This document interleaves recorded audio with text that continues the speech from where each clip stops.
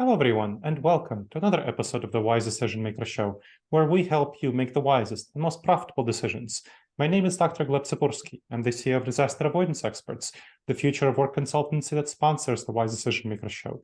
And today with me is Samu Hällfors, who's the CEO of Framery. Now, Samu, I was doing a focus group for a client who I was helping transition to hybrid work and remote work, and their staff were really complaining in the focus group that when they come to the office, there's a lot of people doing video conference calls and they can't concentrate. And those people take conference calls from their cubicles because the meeting rooms get filled up. And so that's a serious issue. Can you tell me a little bit more about what you see as the future of the office in this current increasingly hybrid and remote world? So what we've seen happening during the last couple of years is that the amount of video calls and how we collaborate with each other, with the colleagues and all of the kind of stakeholders that we work with, it has changed dramatically. And the amount of video calls that has kind of grown, I don't know the latest numbers, but I would argue it's close to tenfold for the pre-pandemic level that we saw. The increasing amount of and also the ability to utilize those kind of video conferencing technologies and ways to collaborate. Obviously, it has also kind of revolutionized what we expect and what we need from physical spaces, meaning workplaces and offices. And now, since after the COVID, people are getting back to offices and utilizing the office space and the workplaces even more. You know, they are facing these issues of not having the place to collaborate with the technology that they have learned to collaborate with during the last couple of years. And so that's definitely an issue for my clients, because one of the reasons that their staff are not really eager about returning to the office is this environment. Now, when they talk to me about in focus groups one-on-one, they tell me that at home, they can actually focus on their tasks and their individual tasks, whether that's for a finance group doing research and trading, maybe doing some customer support, whether it's for programmers doing development. That's where they can do their individual focused work. And in terms of taking video conference calls, that's the best environment for them to do it at home because they're not distracting their colleagues. And that's a major concern. So given that situation, I'm definitely talking to my clients who do want their staff to be spending some more time in the office about how the office should be revised and changed in the future to be more accommodating of this world where some people will spend some time remotely, other people will spend some time, and the same, they will probably spend some time in the office, but to make it a win-win situation where they're less distracted in the office and not distracting their colleagues. So how should the office be reshaped, keeping this in mind? What are the specific physical changes that my clients should be thinking about as they are figuring out what to do with their office spaces? Well, obviously, I'm biased, but I still argue that we have kind of seen a huge increase in demand for privacy spaces, private pods, private rooms.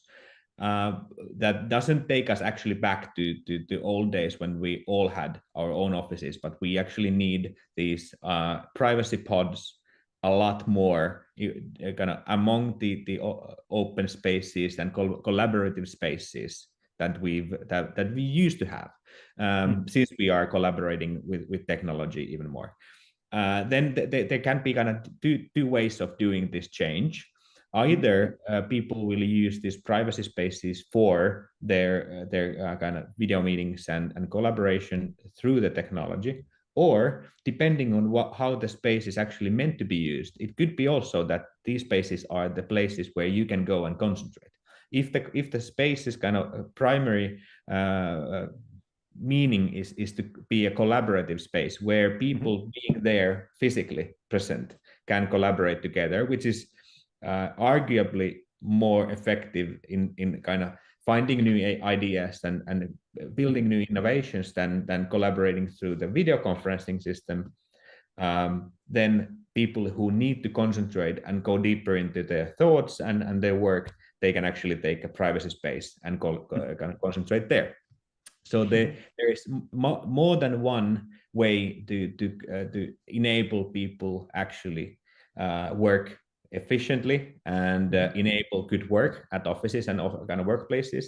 Kind of either you provide spaces for concentration, or you provide spaces for collaboration, or both. And most of the times it's actually a combination of all of these, depending on the spaces designed.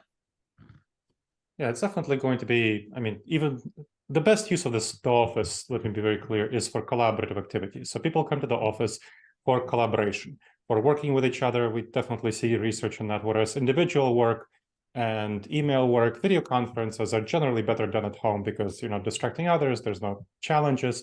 However, some video conferences will be taking place in the office. When people come there to collaborate, they will still be doing some video conference calling to clients, maybe to people who are not there at the moment for hybrid meetings. I mean, people who are coming into the office, like I said. So one purpose is collaboration. Another is to have more personal conversations, maybe about some tensions, conflicts, maybe performance evaluation conversations, to come there for training, more in-depth training, and to come for socializing. And during all of these activities, video conference meetings will still need to take place. Now, when we're thinking about video conference meetings that are taking place in the office, what are your thoughts about the best practices for how leaders should be thinking about what is going to be taking place in the office in regard to video conferences?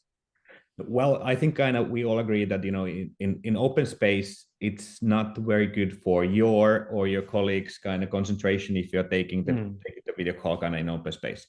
Since in our brain, reading and listening is happening in basically in the same area of brains, and if you read and kind of creative thinking, creative work is a lot about reading and processing the language. So basically, kind of overheard conversations, they can kind of really take your concentration away from the things that you should concentrate.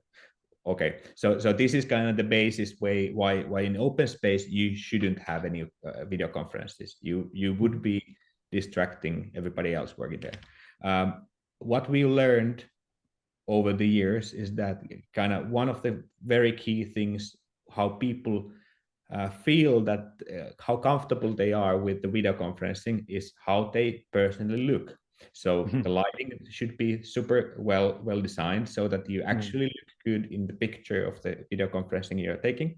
The acoustics needs to be there. So basically, you need to be in private space that you don't have the distractions, but also in a space that enables you to speak and articulate with kind of clarity.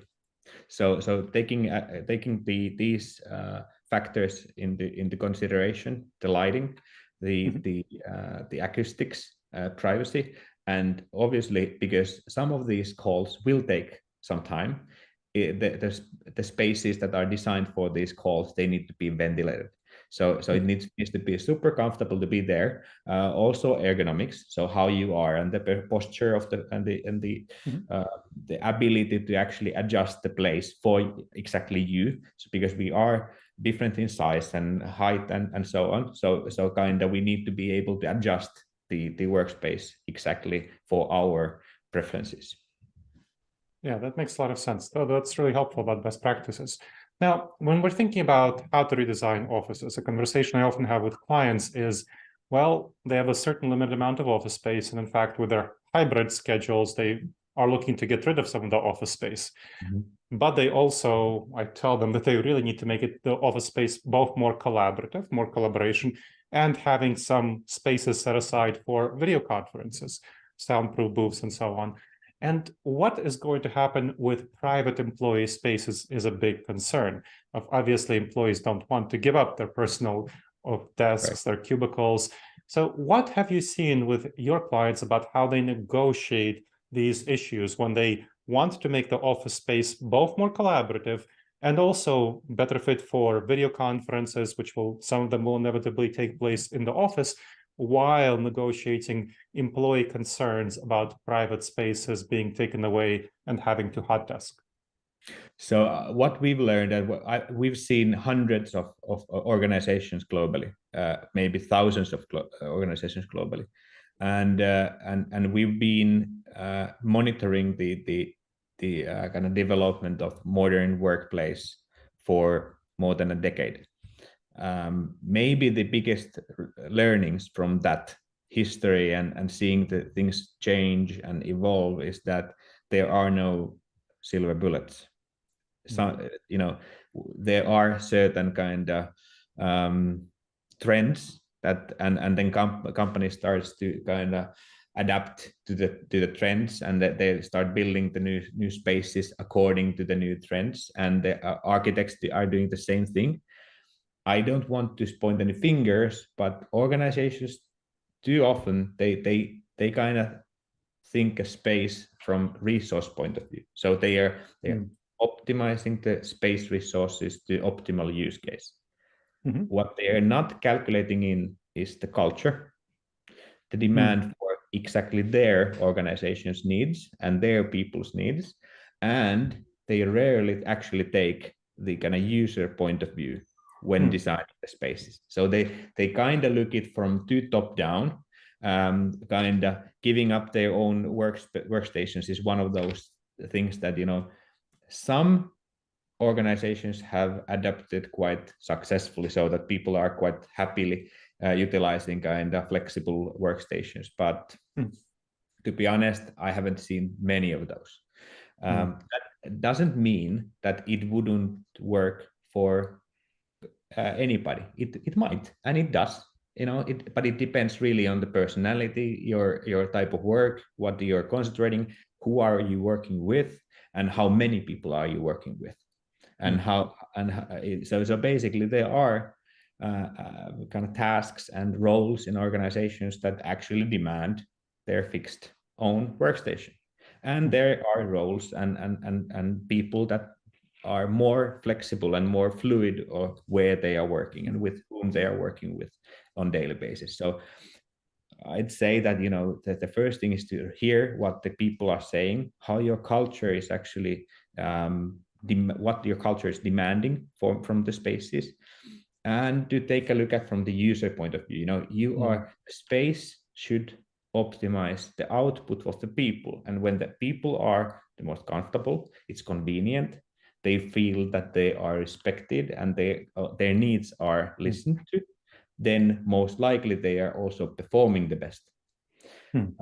So I would always take the kind of user point of view or employee point of view, and answer those questions and needs that they are actually facing and needing, not taking a look from the top down point of view and then optimizing the space to the resources they have, or let's say optimizing the space available and costs to the needs they have. That usually leads to a poor compromise from the user point of view.